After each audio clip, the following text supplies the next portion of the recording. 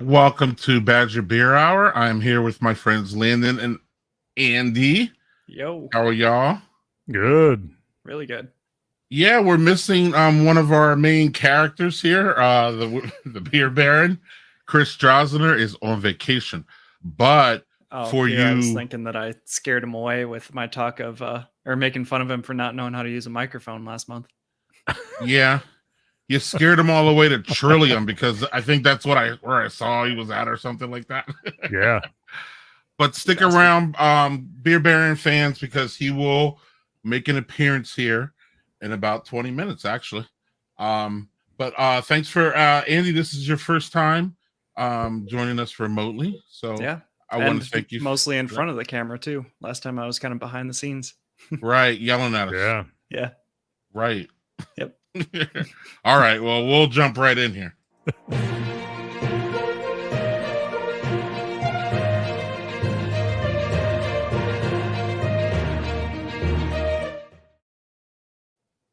And then what's going on this week? So, it's a different news time without Chris here because, Chris is a journalist, man. But we got Greg this month.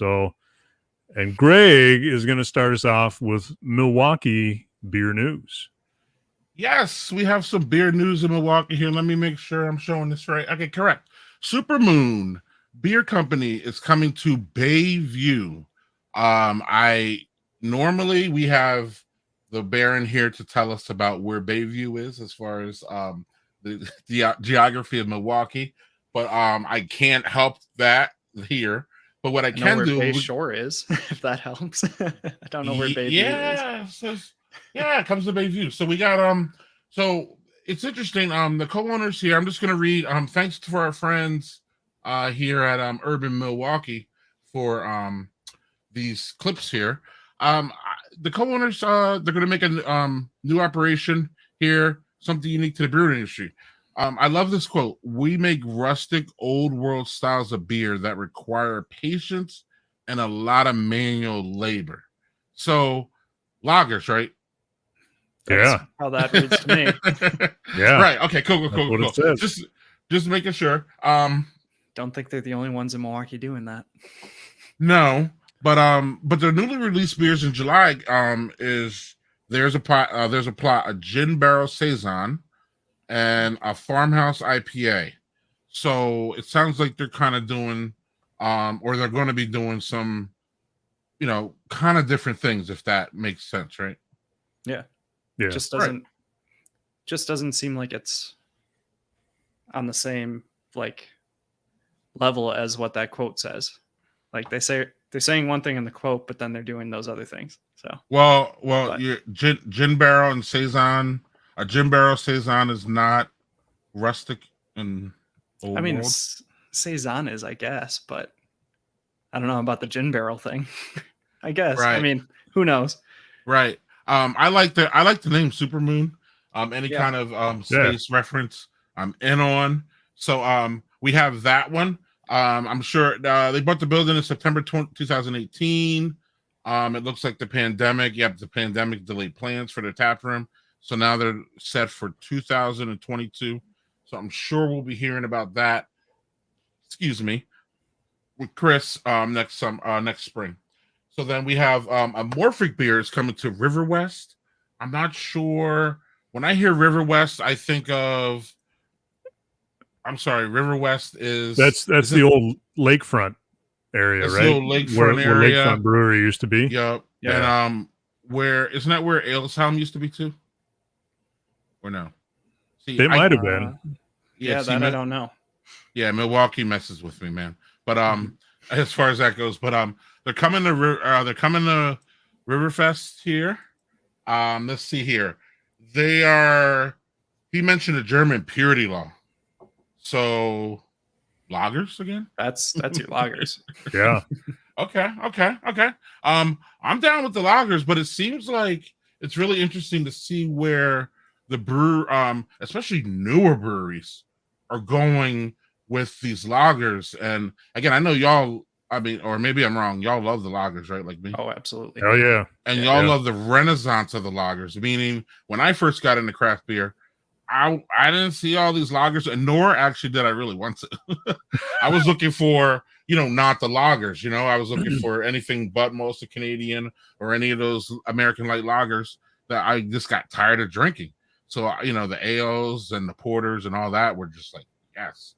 But then as I drank more, I kind of came, and then, you get saturated with the IPAs, and then you come back to the, simple lagers, right? Mm-hmm. I never took the right-hand turn on the IPAs though. So okay. every now and again I'll take a side street into an IPA and then I'll come right back. But it's got to be a Belgian IPA usually. Usually, yeah. So back to Amorphic for a second. They're going to take a science-based approach. So we've seen a lot of breweries to do this. They're owned by 3 engineers. We've heard this story before. With all due respect to them, which is how engineers or people in the science field, turning that into brewing careers. Because again, brewing and science, I mean, it's just so connected on almost every level. So that is actually fascinating to me, even though it's kind of a story that we heard before. He also pointed out the standards of the Great American Beer Festival. The lager tastes like lager. It should be considered a good brew. So yeah, these guys are really going to jump in with the lagers. He hinted at a Czech Pilsner, Landon, that he's been working on that is hoppy but not bitter. Hell yeah, you bet. Hoppy with a smooth, fruity flavor inspired by a trip that he went on to the Czech Republic. And I love to hear those stories too, when brewers are influenced by traveling away from America.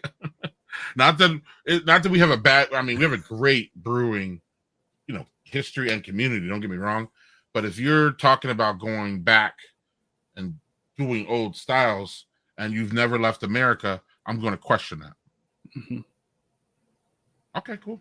All right. Yeah. No, that sounds really cool. And I think it's definitely a high bar to set for yourself, but hey, if you're up for the challenge, good on you. Right.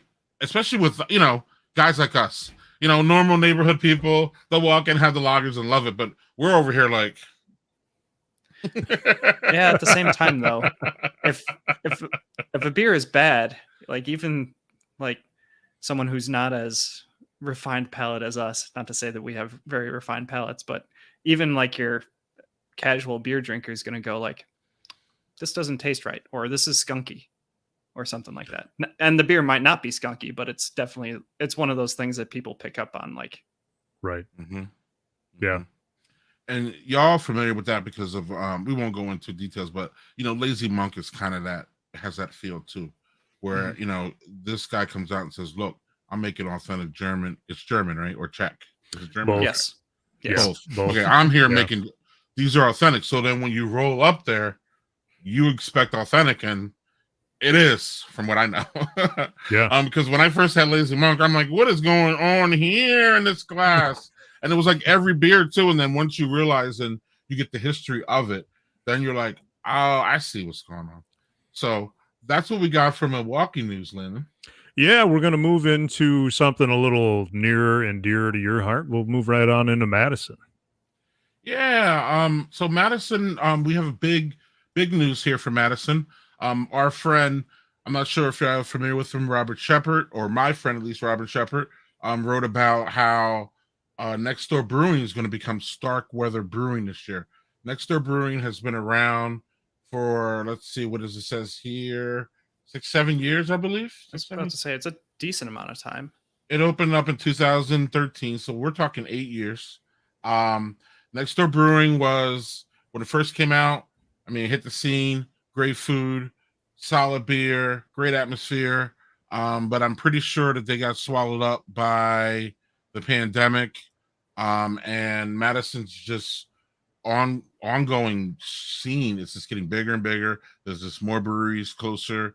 It's just whether it's breweries or right up the street there. Andy, I don't know if you've ever been to the beer garden out there. Albrecht. Yes, Olbricht's there. And then if you go the other way, you got one barrel, and you got Barley Pop, and you go even further, you got Parch Eagle and Malt House, Giant and Jones, Working Giant Draft. Jones. It just gets out of control. Right. And so next door, again, really good brand. I really like them. They had really nice food for sure. But so they're going to go to. They are contract brewing. They've been contract brewing out of Potosi, so they're going to continue that.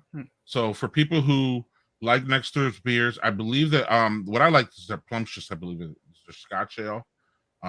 Really good Scotch ale. If you guys or whoever wants next door, it's still going to be available. Still going to be on the shelves.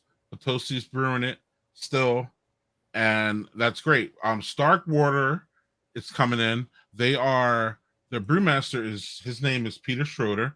If you are local here in Madison, you know Peter. He has collabed with Ale Asylum, House of Brews, Mob Craft when it was still here.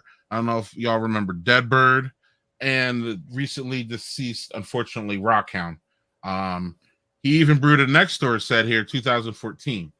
So this article is really, really telling because it seems like it said that Peter was trying to buy one barrel last year, and one barrel pretty much refused, and now they remodeled, and I believe they're open now.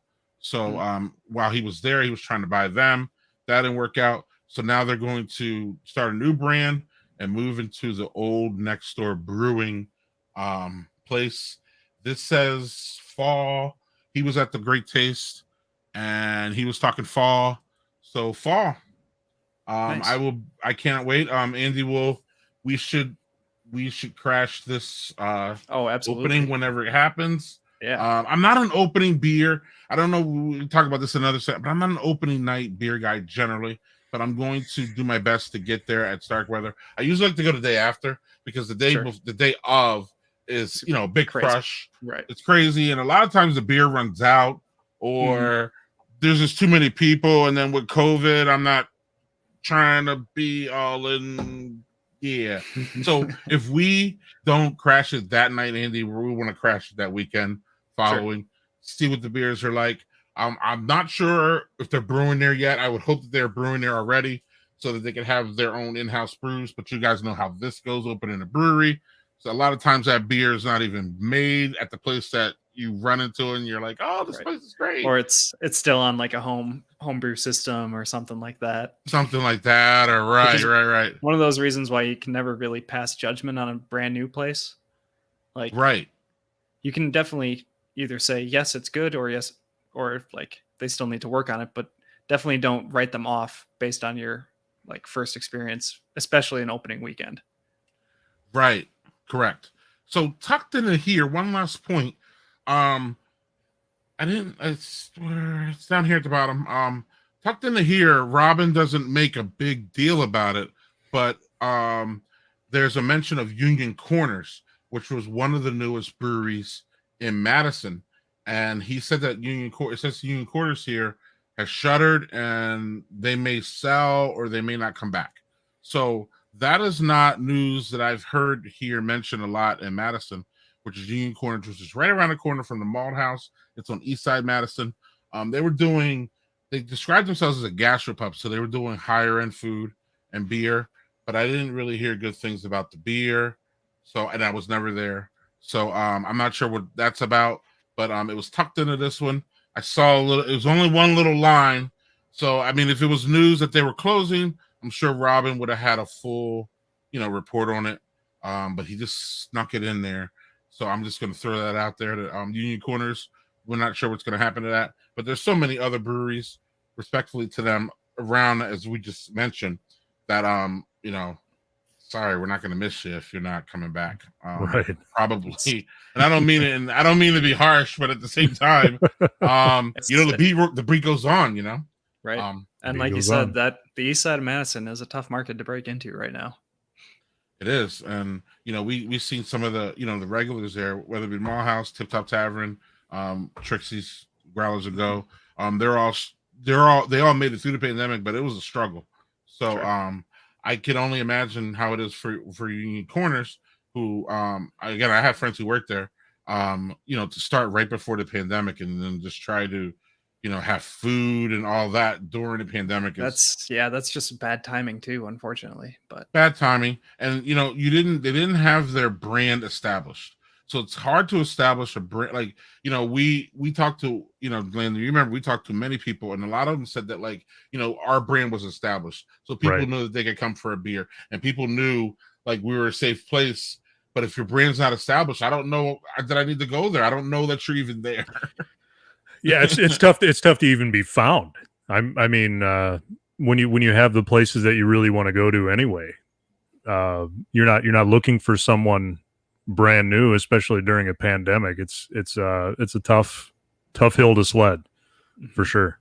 It's hard to get to the places that you actually do know and enjoy. Right. So. And then during the pandemic, we got many reports that people went back to what they love, and even if it was Bud Light or Miller Lite, people went that for comfort. Or I went back to Hopalicious. I was drinking a bunch of Hopalicious. $6 a six pack, man. You can't beat that. You just can't. But I remember you saying that. You're just like, dude, you got to get over to Ale Asylum. Yes, absolutely. And now that's gone. But but it was nice while I was gone. So that's Madison news. We got some openings, mostly couple closings, couple transition things. So that's interesting going on. Landon, you have something from up north? Yeah, up north here. Yeah, you betcha. So we, I don't know how many months ago it was. Maybe it was even last year. We talked about Dave's Brew Farm, which is only about 35 miles away from where we are here in Eau Claire. And Dave was looking to sell his place after he'd been in the business for quite some time. So there is a guy that is going to buy it, and for some people, they will know him. His name is Joseph Alton. He was a co-owner of one fermentery in Minneapolis, the North Loop in Minneapolis. Yeah, Andy's still back there. So now he's not. Now he's not. So one fermentery in Minneapolis, and we could do a whole thing on this, but it is not Wisconsin news, so we won't. They went through a whole they went through a whole deal. There was a lot of bad blood there, I think, at the end. But particularly Joseph, who was a co-owner, and then Ramsey, who was the head brewer. And I don't know if Ramsey's figures into the new Dave's Brew Farm or whatever they're going to call it. But Joseph is buying the place and is going to start brewing there. So we're waiting, anticipating. Hopefully he doesn't run a sporadic, hey, I'm open right now kind of a thing like Dave did. That was always the hardest part about that place. You had to watch Facebook pretty hard. You were never really sure when Dave was going to be open, but if he was and you weren't doing anything, you might as well just go right now, because that's kind of how it was. And so it's north of Menominee, and for those of you that don't know this part of Wisconsin, we're almost to the cities. So Joseph's not going too far away from where he was. The farm is beautiful, really. It's pretty spacious, and you could turn it into a really, really nice destination brewery. And I don't know what he plans on doing with it, but I know that he's brewing beer. So that's the most important part. Yeah, he's got the real estate, too, to pretty much do anything he wants. Right. Whether it's just sticking to the brewery, making it a wedding destination, making it like putting up a couple like townhomes for like Airbnb, who knows? Yeah, really the possibilities are endless, and we don't really have those kinds of things. I think we have pizza farms and those kinds of, burger farms and those kinds of things around here. But we don't have a beer farm. So that's what we need. Yeah, and Dave's farm was such a unique place that I just don't. First of all, I don't know, man. We got to try to get him on to talk to him. I think our friends, I believe our friends Paige and Rick know him, so we may be able to work through those avenues and get them on, because this is what it reminds me of.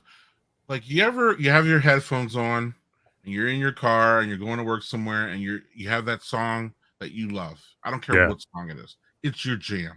Every time you hear it, you're like, and then the next song that comes after that could never live up to your jam. Like I don't know how you program that. So like this is where I'm at with Dave's Farm. Dave's Farm was so unique.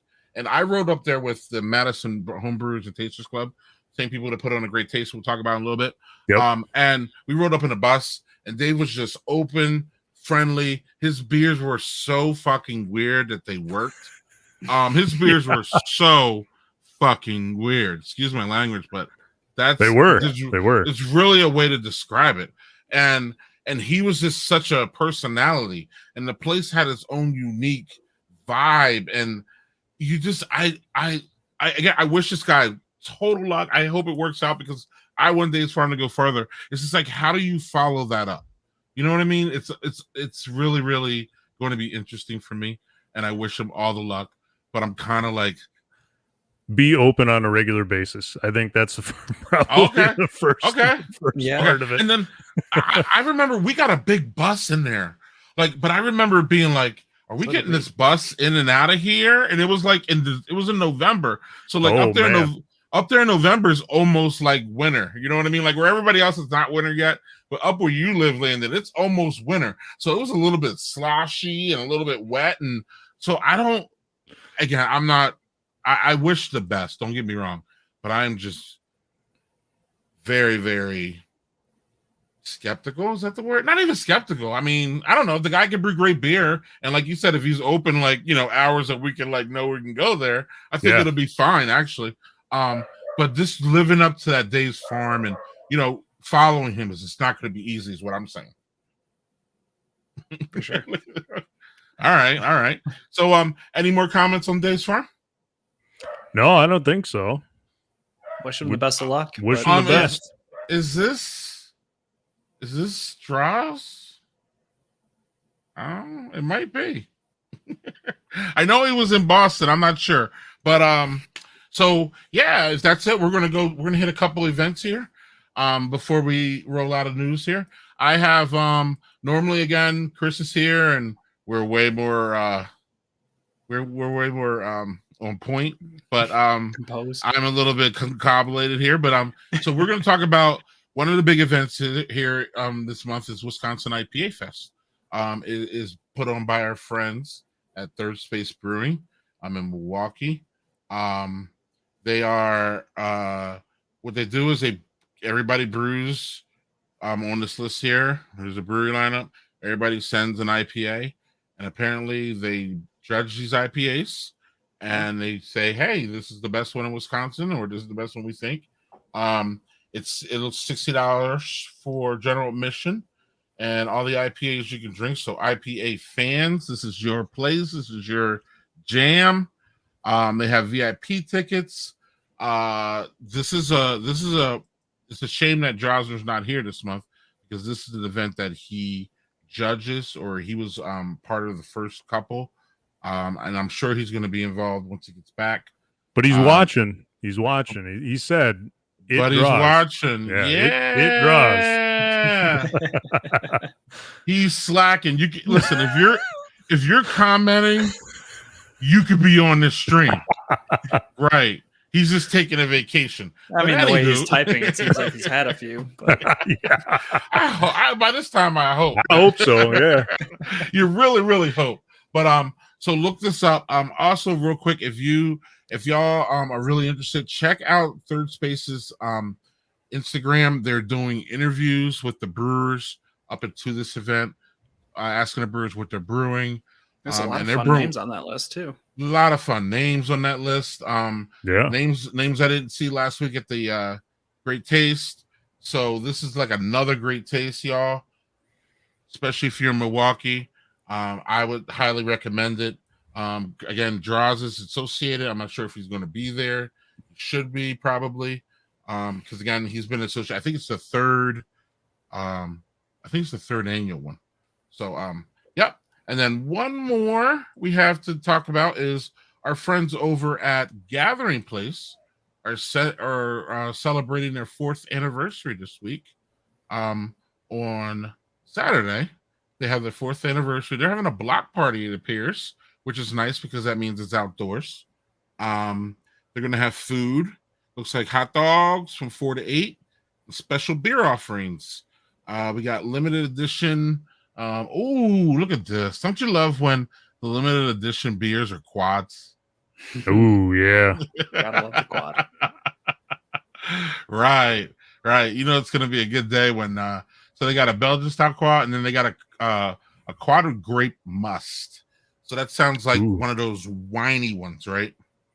Yeah. It's gonna be a goopy day for sure. Yeah. Right. You better have your designated ready for this. Oh, yeah. No doubt about that. But and they also have 4 special cellared and experimental beers. Looks like a Belgian triple with Door County cherries.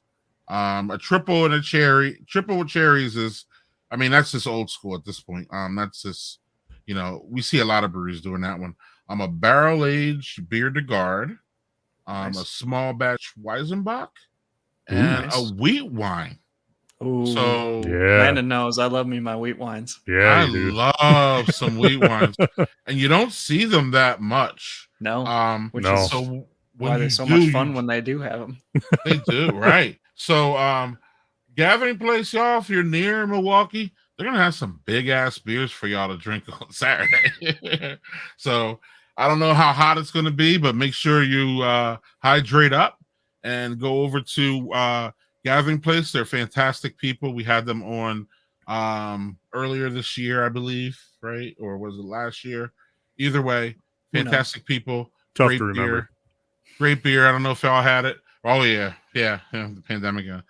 So, great beer. Yeah, so that's the news and the events. I hope y'all enjoyed. And now we'll move on to our taped interview that Chris did with the CEO, the new CEO of Titletown.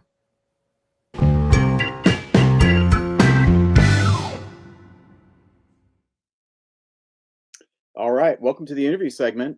This is a little unusual.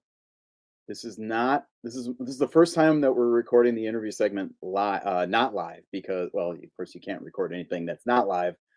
Anyway, because I am, as you're viewing this, I am on vacation in Massachusetts right now, and but we still wanted to bring you all the hard-hitting content that Badger Beer Hour viewers expect. So here we are, recording this about a week before you're going to see it. And our interview guest today is Scott Kraft. He is the CEO of Titletown Brewing Company. Scott, welcome to Badger Beer Hour. Thanks for having me, Chris. Great to be here. Great. And you're on this this month because you've got a new job. Tell us about your background and kind of how you came into this new role with Titletown. Yeah, thanks. First, thanks for having me. Yeah, it's been kind of a weird journey here recently. My career is primarily been in the IT space. I'm a computer guy by trade, and primarily in a lot of sales, a lot of management in that space. And it was about a year ago, and I was looking for a new opportunity. We had a chance to take a recent software company back to profitability that was having some trouble, and I was looking to buy a company here in Green Bay. And I knew the guys well at Titletown. Been here as a patron many times, and absolutely fell in love with the place the first time I was here. And we were able to get things worked out that I got an opportunity to buy into the company, and now I have a chance to run it. So I'm not a traditional beer guy, but I do come out of the corporate world. But that being said, I got a lot of experience drinking it and knowing a lot of people in the industry. I have one of my kids that's a production brewmaster right now. So obviously we got some background there, but just really the opportunity with Titletown came around at a great time. Nice. What was it about Titletown that kind of said, I want to be part of this, and was was there something about the timing that it happened now? Yeah, I mean, I think for a lot of people know that Titletown has had some struggles in the recent years. They had one of their previous, I guess he was their chief operating officer, that unfortunately passed away a number of years ago. And we've been having a lack of management, lack of leadership, really, on the operational side of things. So like I mentioned, I knew the guys here that owned the place and ran the place and really wanted to be part of it. And it really fit the model of what I was looking for originally, in that, the things that we felt that Titletown maybe were lacking somewhat, primarily in the sales space and in the management space, leadership space, are things that we felt we could bring to the table, having somebody new in place. So that was a big part of it. But even bigger than that, I think, was just the brand and the beer that we have in here. And Titletown's been around for 25 years. They have a huge presence in Green Bay. They've been a pillar in the community here for a lot of years. And things maybe have been slipping a little bit for the last few years, and we think we have a chance to revitalize what has been traditionally a great brand, and with some work that we have to put in, but certainly things that are all very doable, and we have a great opportunity here. Can you talk a little bit about kind of the strategy and approach that you're maybe kind of troubleshoot those last couple of years in a way that kind of is like, what's the plan, basically? Yeah. So, my take on Titletown as an outsider looking in over the last few years, it may become, again, we've been around for 25 years and they've done a great job in those years, but maybe things got a little stale. And for various reasons, while we've got a great, group of core beers that we've had, they've been around for a lot of years, won a lot of awards, done great, with those beers. But we just felt like, one of our big strategies is to come up with more things on a more frequent basis. So, as part of that, we have a new pilot system that we just put in place that's going to allow us to create beers on a more frequent basis, limited, small batch type things. Really let our brewmaster, Jed, just to do more creative and take advantage of his skill set. And quite frankly, with the condition that Titletown was in, he was pulled in a lot of different directions, and maybe not able to focus fully on making beer in the best beer possible. So that's going to be a key part of our strategy. We want to keep things fresh. We want to revitalize, like I said, that brand that we think we have recognition around the state. And then the other big part of it too is we're going to increase our sales presence, our marketing presence. We've already begun to hire people in those areas. We do believe that the name Titletown is recognizable across the state of Wisconsin. And hopefully when people see our beer and our name, it's going to create some type of emotional connection with our football team. And so we obviously are proud of that and want to be able to get around more often the rest of the state. We're in distribution around the state right now, which is great. But really it's on us to do, have a greater presence with our distributors and all the outlets that we have that we can leverage in the state. Yeah. Thinking about, I'm a Green Bay native, and Titletown is the place that was, it's a very important place to me personally, because it was, I've had so many happy hours with my parents, my family, friends. One of those things where all those kind of circles of the classic kind of Gemütlichkeit, notion of that public space where everybody comes together. And you grew up here, and has a few. My parents' joint retirement party was upstairs in the old depot. Okay. And so, like, football is such a big part of what's happening.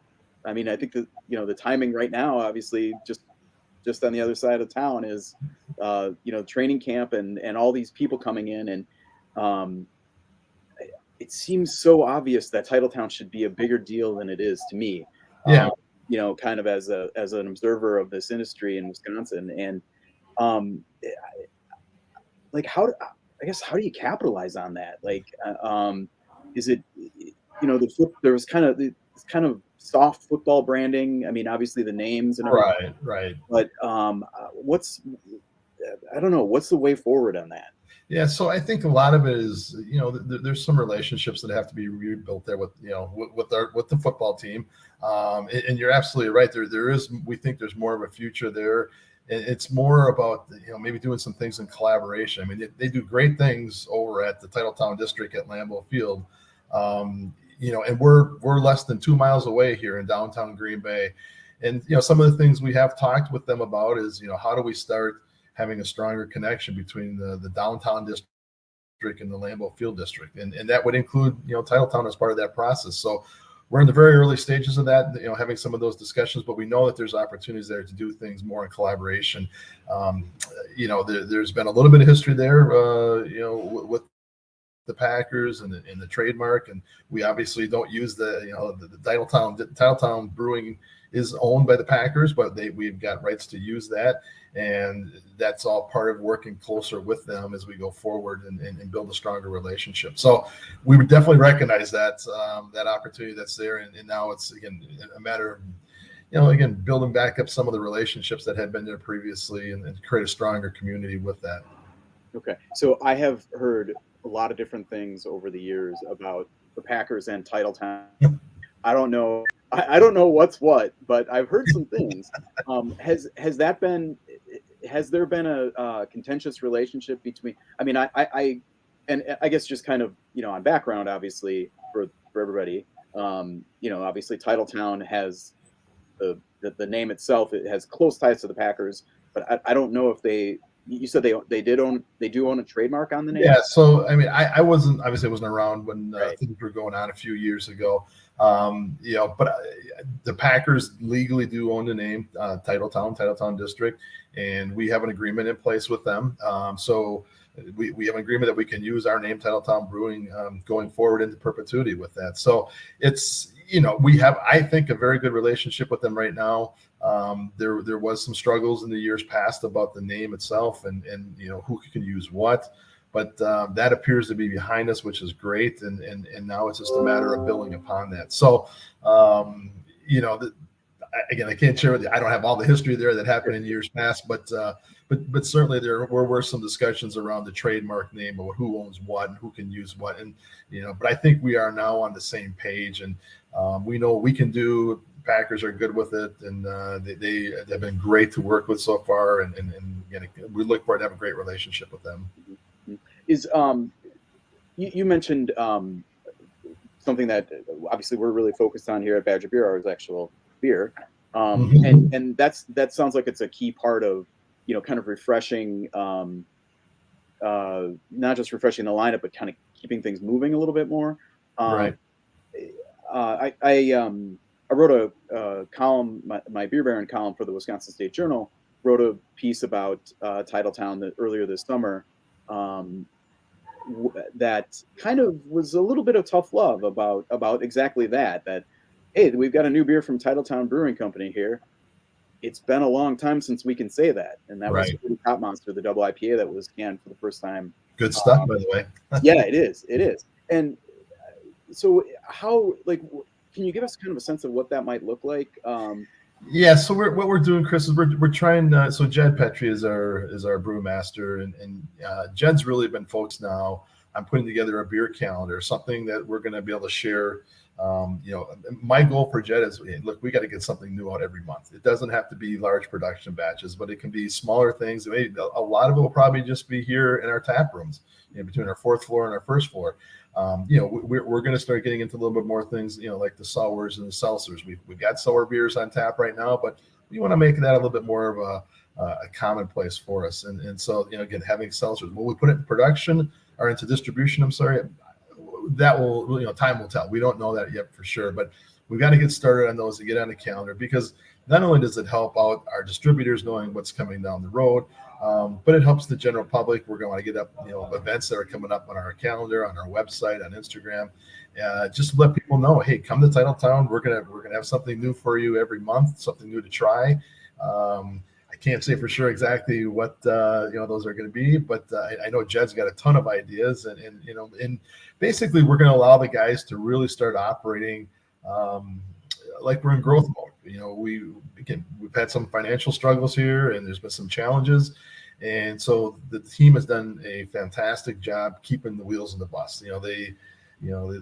They had they were almost operating with two hands tied behind their back for really for some period of time. And I think now we're going to change some of that. We've eliminated some of those constraints, and we want to allow the team to really get creative. And if they need more financing, more funding, whatever the tools they need to be successful, we're going to provide those. But we feel like we've got the team in place that can bring those ideas to fruition.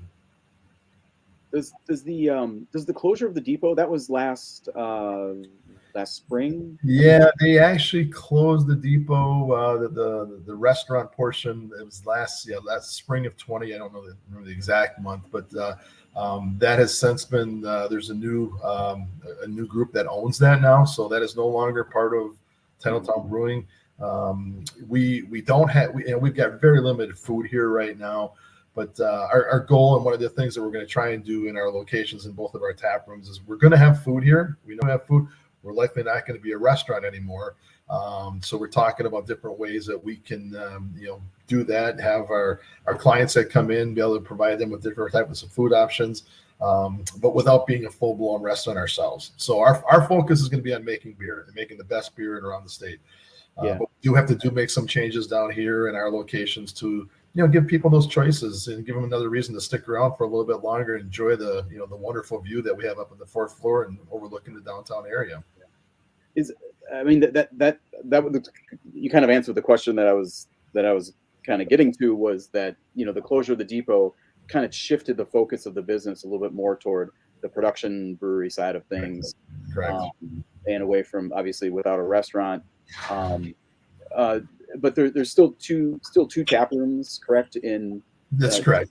1st floor and the great rooftop. I mean, if nobody's ever been, if it's been a few years since that's been open now, if you haven't checked that out on like say a football Sunday, football home football weekend, or really anytime in fall or when the weather's even tolerable, it's pretty spectacular. We like to say we've got the best view in downtown Green Bay. It is really a great view. And one of the other things to that end that we're going to be doing, hopefully in the next couple of weeks, we're going to be replacing a lot of our heaters that are outside. Some of our, looking to see if we can get something more in the way of fire pits, other ways of providing, when the weather gets bad up here in a hurry, and we're trying to extend the season that will allow people to spend some time outside. But we got a few things that, from a maintenance standpoint, that we have to get corrected here over the next few weeks and months. And once we have that in place, we think we're going to have an environment, especially if we give that food option that's out there. We're going to have an environment that people are going to want to be on that rooftop a lot longer into the year than they currently able to use. So we got our work cut out to get that done, but we've got a number of different things that we're going to try here in the near future. Nice. And can you kind of give us a sense of, sounds like, you're talking about a beer calendar that obviously implies, I'm guessing 2022 being, when we're going to start to really see things changing on the shelf. Say I'm in Milwaukee, Greg's in Madison. Do you have any kind of sense of a timeline for that kind of stuff? So yeah, as you can imagine, as we come up with new things, it's probably going to hit our local markets here in northeastern Wisconsin first. So already we've put out, since I've been here now in the last couple of weeks, we've put out 2 different beers, 2 brand new ones. We got 2 more coming out in the next couple of weeks that are going to be, again, some of those might be a little more limited batches, but we have a couple that we're going to go to packaging right away with. So I would expect in the southern part of the state, probably a month. Our Oktoberfest is already available. Our Bentube Oktoberfest is available now locally. It should be hitting the markets down in southeast Wisconsin, western Wisconsin within the next couple of weeks. If you're not seeing it, let me know. We'll work to get that down there, but we certainly expect it to be around there. And I think it's going to be like that from anything we release new that we eventually go to packaging or kegging on. That it's obviously going to hit the area here faster in the northeastern Wisconsin area, and then lag probably by a few weeks to a month into the other parts of the state. So that's but already in the works. Like I said, we just got our Oktoberfest out, and we got 2 different brands that we're coming out with. In the next, I believe in the next 2-3 weeks, we're going to have something ready to go. So it should be hitting the markets in about a month or so up here, and then spread out to the rest of the state. Nice. You mentioned the Oktoberfest. That is That is one of the state's finest. I've been to excellent beer, and always nice and reliable. Little on the sweet side, which is kind of nice, I think. Good. Glad you like it. And one of the you mentioned earlier, one of the changes that's kind of coming immediately or very close is a website redesign. Yeah, so one of the things that we recognize here, very early on is, we've just unfortunately been, when you're in survival mode, unfortunately some things start to slip. And, one of those areas was, our website, all of our social media outlets. And so we've just recently hired our marketing manager, and a young guy. He's doing a great job for us right now. And I really expect you're going to see much more presence from Titletown, in a lot more frequent way. Very quickly here. So our website will be out, a new website. We'll have our online store capabilities. Anybody's looking to buy merchandise from Titletown, we're going to have a whole new line of shirts and jackets and all sorts of things in our online store. But that should all be available within the next 2 to 3 weeks. The new site will be out there, along with the ability to buy different products. But along with that, goes the other social media outlets, and we're just going to put a lot more attention to those. And it's an area that we were lacking on, an area that we recognize we're having some problems with, but it's certainly something that we're addressing immediately. Nice. Any parting thoughts? I think that's pretty much all that. Well, I guess the biggest thing is, I keep going back. Titletown's been around for 25 years. We look at it as, we're looking to do what's going to happen now with our next 25 years. We think it's a great brand. It's well recognized. The guys have done a great job to get it to this point, but we're at a point now where we have to refresh things, revitalize things. And, so I think even along with what you see on the outside, the physical stuff with the new beers and stuff, I think it's also, it's a cultural thing, an attitude thing with our team here. Everything from our brew staff to our front of house staff. It's, people are excited about the new things that we're going to be trying and doing. And, and we hope the public will come out and join us with that, because the more input we get, we have a lot of flexibility now to respond to requests that we didn't have in the past. So we would love to hear from people about, what do you like? What don't you like? And, the good news is, if you like something, it's probably a good chance we're going to act on it, take it seriously, and be able to, fulfill the requests that are out there. All right. If you want to go way back in the archives, Bridge Out Stout, would love to see that back. I got that on my list, Chris. I'll get Jed on that right away. He has been bringing back a number of the beers that we've had in the past, with a little bit of twist. So we just came out this summer with our Cannondale Gold, which is a twist on our Cannondale Gold that was out there for many years, and threw a little cranberry on there. It was great summertime beer. So that was just another example of what we're going to try and leverage what we had in the past, but build on that and make it more of an exciting future. There's a deep bench in the Titletown. I mean, there have been a lot of kind of iterations of, like, I remember there was one time, I want to say like late 90s, early 2000s, where there was a brewmaster who kind of like really went aggressive. I think he came from Flossmoor Station. This is way back, but people were like, whoa, this beer is different. And it was pretty kind of intense and a lot more kind of full flavored, I think, than people were used to. And then, kind of walked back on that after he left. And but some really, I think about over the last 10 15 years, and it's really consistent and good quality. I mean, Johnny Blood, that's a great beer, and I wish you the best in kind of getting this back in front of people and having to be part of your conversation again. Yeah, I think we're going to do that. It's very exciting. It's a great challenge, and I think we've got the team around here to meet the challenge, and we just got to get guys like you back up to Green Bay a little bit more often and visit us. I'll be there soon. All right, awesome. Thanks a lot, Scott. Thanks for joining. Thanks, Chris. Nice talking with you. Take care. Yeah. Bye-bye.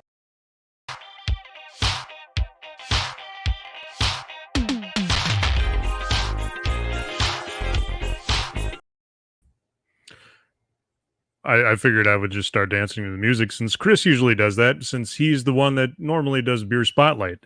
So good job on Chris with Titletown. We miss you, buddy.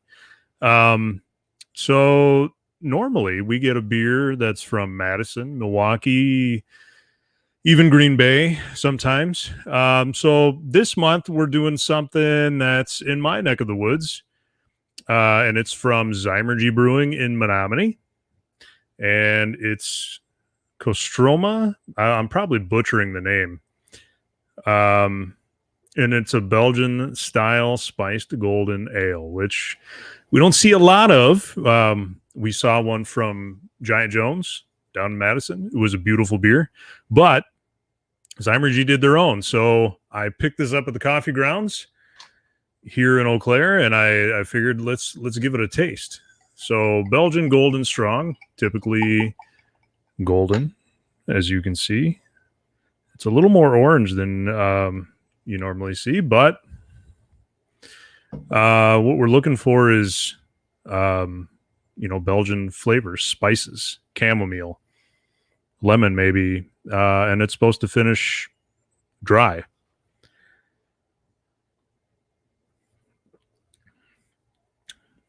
So first taste, you get a lot of lemon. It's not really heavily spiced, but the finish is very nice. It's a very nice dry finish. Normally with a Belgian beer, at least my palate is always looking for heavy spice. And maybe Andy, you can relate to a Belgian Golden Strong, and I think the best one that I've ever had, at least in recent memory, was the one at Giant Jones. That was Giant Jones was really good. Fantastic beer. I have a few sitting in my refrigerator right now. I actually debated whether or not to have one of those on the stream tonight, but decided against that. A, because I want to save it. B, because I want to stay a little bit cognizant of what I'm saying. I will say this. What I have noticed with Zymergy, and it's not so much a bad thing. I think Zymergy's crowd, and I could be wrong. Zymergy's crowd tends to be, they don't like the heavy, strong flavors. Not that their beers are badly flavored, not that they make a bad beer. That John makes a very good beer. You're dealing with the crowd in Menominee. Right. And I think that's why Nonick goes over very well too. They do English style beers. So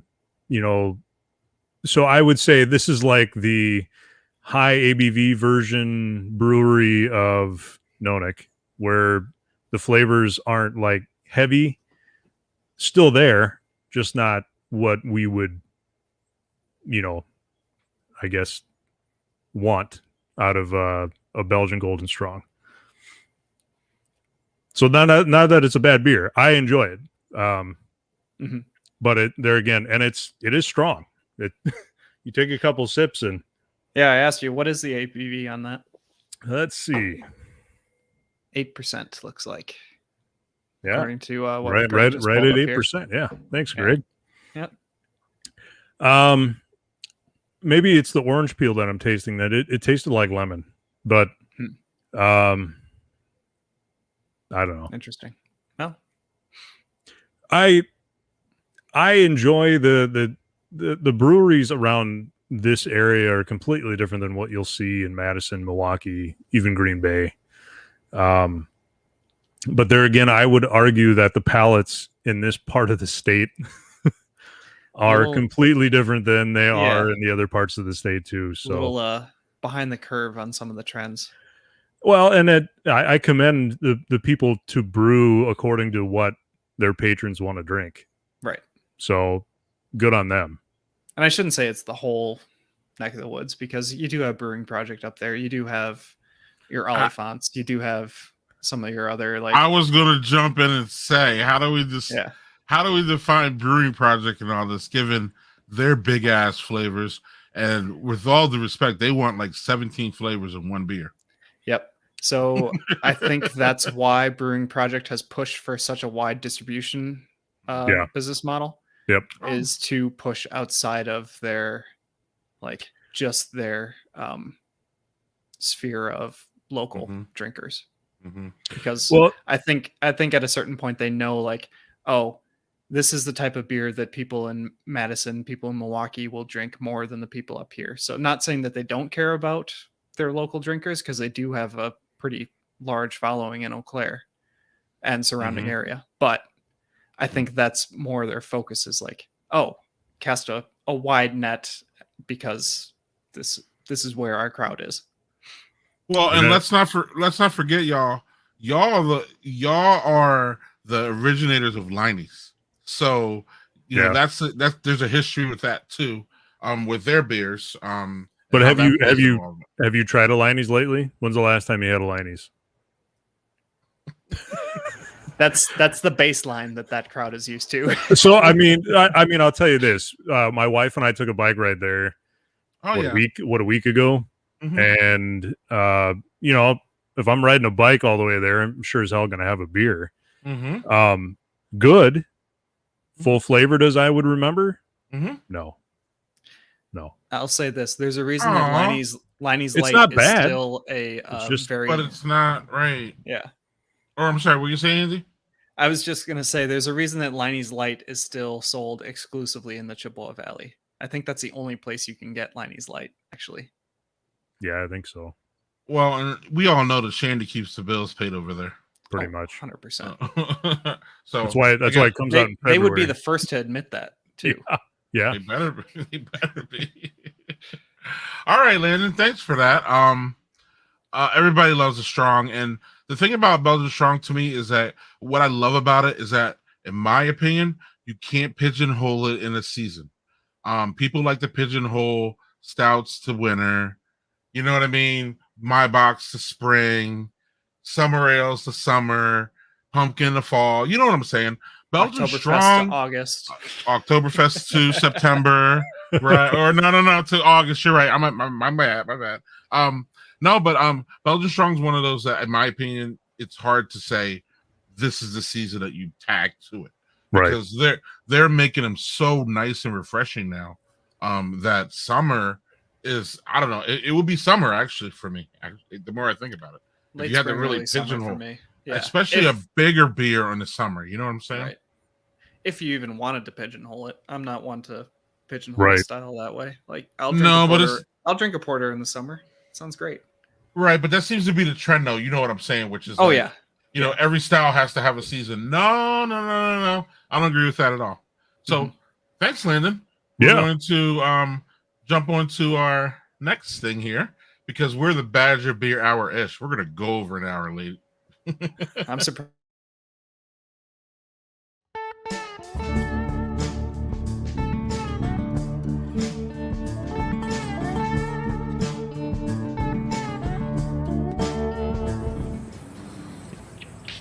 All right. Just got dropped off at the Great Tapes of the Midwest 2021. Here at Old Turnbull Park in Madison. Lovely Madison, Wisconsin. Got to keep your head on the swivel here. Got bikes, people moving. Great time going here. Okay, here comes the bikes. Like I said, head on the swivel, y'all.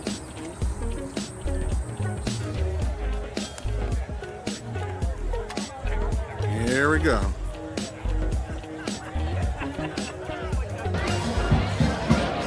Everybody's lined up there.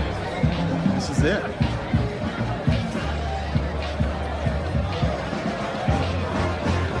Kind of a space and crowd situation. Not exactly unhyped breweries in this row either. We got Drecker on one side, Second Shift and Against the Grain on one. Foragers right here with the long line. What? It's a brewing project. Oh, and there's the guy himself. Yeah, this would be the Brewing Project line. Landon goes all the way back there, all the way up here. Right. Everybody's got a line though, but of course the Brewing Project has one. I'll let Josh try to get it out of that picture. All right, so we're out here at, I don't know, this is tent 3, because you can see 300 there. So we got Lakefront here. I just hit up Great Lakes Brewery, drinking that Joe 73 Coach, Cleveland Brown, shout out. Woo, woo, woo. Oh, look at that, Working Draft is here. I'm gonna have to go see, they got a long ass line, of course. Normally there's another tent here. Like when you see that tent, there's a tent there. But normally it's a bigger one. So you can see where, oh, look at that Capitol House around. You can see where it's kind of scaled down. You can see where it's kind of thinned out, the crowd, compared to normal. 5,000 people out here today. Not sure. Not sure how many normally they have. I'll get that number for you. We'll have that, but yeah, oh, go ahead. Thank you. Yeah, so yeah, cheers.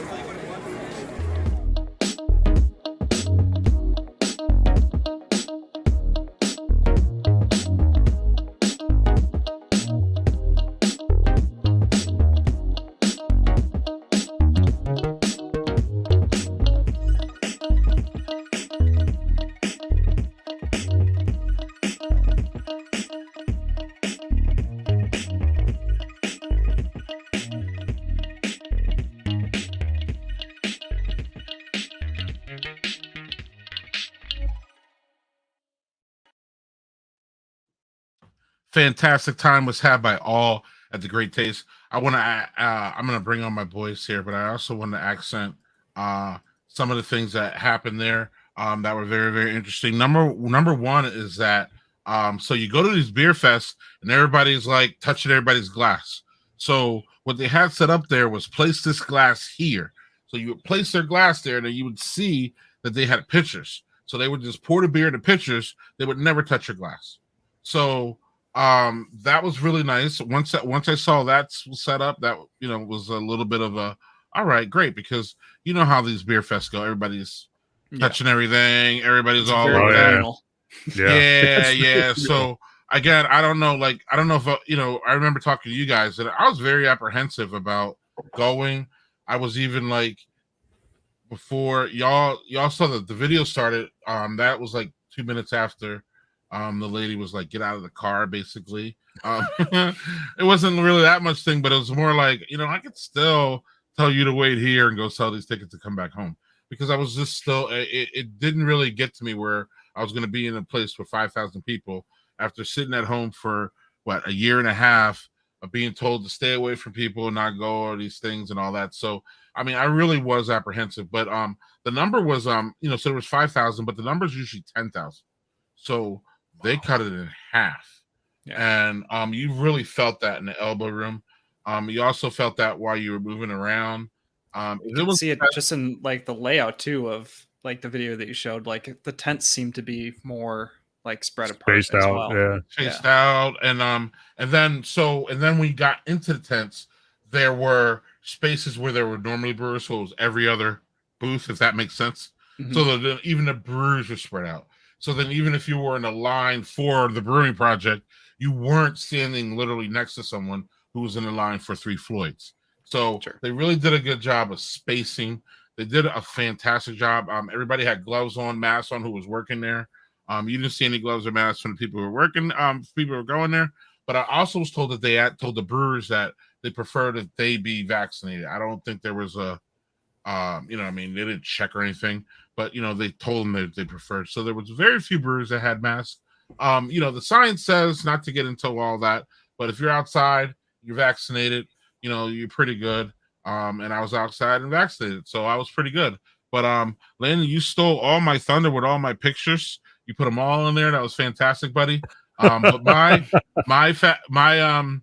best of show, a couple really stood out here, was this breakfast beer here. Irish stout, maple, coffee. That was a good one. This one here, unfortunately, I didn't pick the brewery, but I wanted to accent this beer because Perk Up Porter, coffee, vanilla, and hazelnut. Yeah. That is one that you normally would suspect be a stout, but it was a porter, and it pulled it off as a porter, because people are like, porters or stouts, the same thing. No.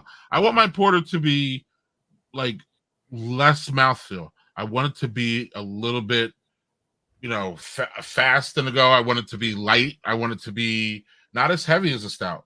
I don't want that big. So that's what it was, and it was great. And I really would love to see again. Sorry I didn't get to. I feel like an idiot that I didn't get the brewery, and I didn't even Google it before. It was one of my things that I had to do. But since Draws isn't here, I'm going to blame him. I had to do the news and all this other stuff. You were pulling double shift. Right. But otherwise, though, I want to see more.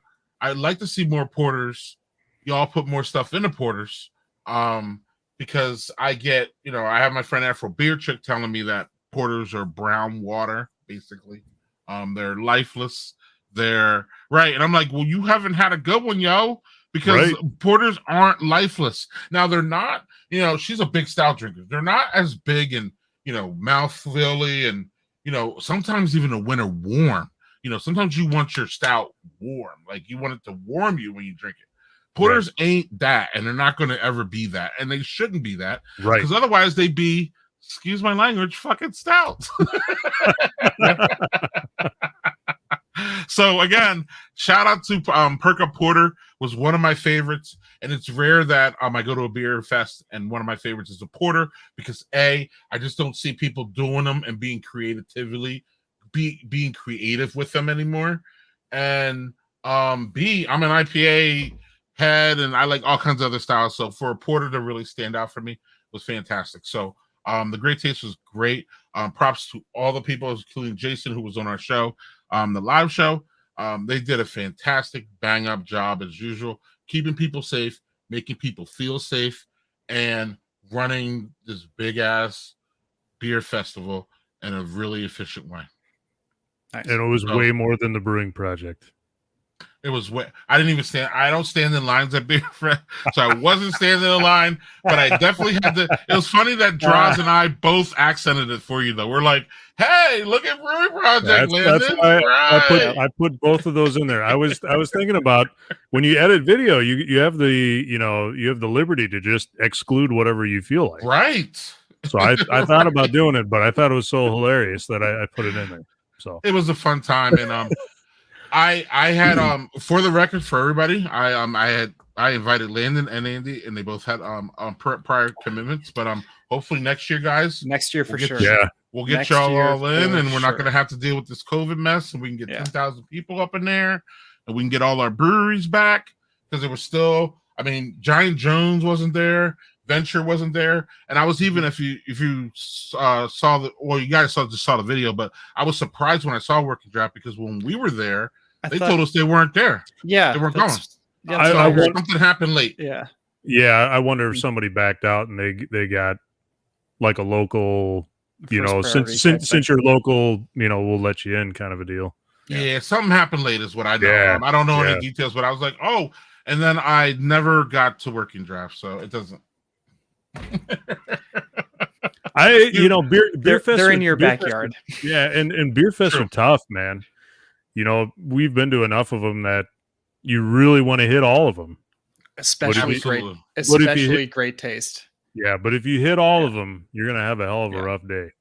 Oh yeah. So again, especially great taste. Yeah, I went there. I was pouring for Lazy Monk in 2017, and I got 10% of the breweries that were there, and I was toasted by the end of the day. Part of that was the New Holland booth. They were pouring like 7 different variants of Dragon's Milk. That's insane. I was like, well, I'm never going to have any of these variants again, so I got to try them all. Yep. Right. I miss New Holland. I was telling Landon in pre-production, this wasn't my best great taste as far as tasting beer. It just really wasn't. It was just more, to me, it was more just a return to normal. And I was actually, again, really, I usually try to avoid the lines, but I was really trying to avoid the lines during the COVID and all that. So every new brewery that I could see that no one was this, I just walked up and tried. So I had some good beer, don't get me wrong, but I didn't like, hit all the places that, I didn't go to Three Floyds or even Bell's, which I heard was had some fantastic things going on. I didn't even hit Dangerous Man. I don't even know where I was actually, but I know I know that my legs hurt like hell at the end, and I was I was a little buzzed. So then the story goes, lady picks me up, and she's like, "Okay, we're gonna go pick up dinner," and dinner was right around the corner from Giant Jones, and I was like, "Oh, I gotta go get some Burt nail." So I slide into Giant Jones, and Jessica's like, "Oh, how are you doing? You came from the Taste. You look like you had a good time, Greg." And I was like, "Oh, she absolutely." And then she's like, "Yeah, this is the first time I've really seen you like, buzz like all hell." And I'm like, "Oh hell, Jessica, come on now." So we had to have and then she hands you the Burton nail. She's like, "Here, have this." And then she waited for it. Right. And I was like, "I need a case of this." And she's like, "Well, we're starting to do pallets." I'm like, "What? Get out of here." So like I took my 4 Burt nails, but it was disappointing not seeing Jessica there because she said she was saving some of that strong ale that we love. Oh yeah. Right. And then it just never happened. So I was like, "Well, where's the strong ale? I don't got any." I was like, "Jessica, look, I can't." And on that note, fellas, we are done with Badger Beer Hour for August. Hey. It was fantastic. Hey, Droz, we pulled it off without you. Well, not without you. We had 20 minutes of them. Yeah. So true. But I was gonna say something like, "Hey, we officially don't need him. We still need him." No, yeah, we don't officially need. We can, if he just sends us the news, then we can just like cut them all out. It was great. I don't. Again, another thing I missed was when the next Badger Beer Hour is. It is September 15th. Mark it on your calendar. September 15th. Wednesday, September 15th. We will see you. The full cast should be here. And we're going to be signing off. Thanks for all of our viewers. Thanks to Scott Kelly, is it? Kraft. Kraft. Thank you. This is why we keep landing around. So we got Scott Kraft from Titletown. Thanks for him. We're going to roll up there. We were already talking about it backstage. We're going to roll up there at some point to check out how good of a job he's doing and what's rooftop. going on. Chris was not underselling the rooftop at all. That rooftop is where it's great. Yeah. Oh man. Okay. That place wasn't open, or it was open. It wasn't open at that time, meaning it opened later in the day. But my family and I went to the restaurant. We had. I mean, Landon said they didn't have air conditioning, but the food was good and the atmosphere was awesome in there. My kids and my family loved it. The old, old Railroad Depot. Yeah. And I think someone's taken over that now. So it's not Titletown anymore, which they talked about in the interview. But there's still a restaurant there. So if you still want to go up and experience Titletown, and have a couple beers, and then you need to soak it up with some food afterwards, I think you can still go across a parking lot and get some good food. Right. And then I don't know if you guys know, across the street is that brewery coffee place. Fucking love that place. Mm-hmm. I can't remember it. But you walk in and you smell coffee. Like you walk in and like it's a brewery, but you smell coffee, and I'm like, "Oh, this is my man." Green Bay is fantastic, man. And I don't even really know the half of it, to be honest with you. So Hinterland, Badger State, Titletown, that one that I can't remember with the coffee. And there's like 3 or 4 more. And then Appleton's got all kinds of stuff too. There's McFleshman's, there's Appleton Beer Factory. There's a bunch of breweries in the Fox Valley. Lionstail's and Nina. Nina. It's all the same. Yep, man. So we're getting out, and we're gonna be, man. We started this thing during COVID, so we're gonna be getting out soon, especially to Green Bay. So I hope y'all all look forward to that. But until then, we will see y'all September 15th on a Wednesday, 8 p.m. Central. Chris Drosner will return. Thank you for your viewership. Thank you for everything, y'all.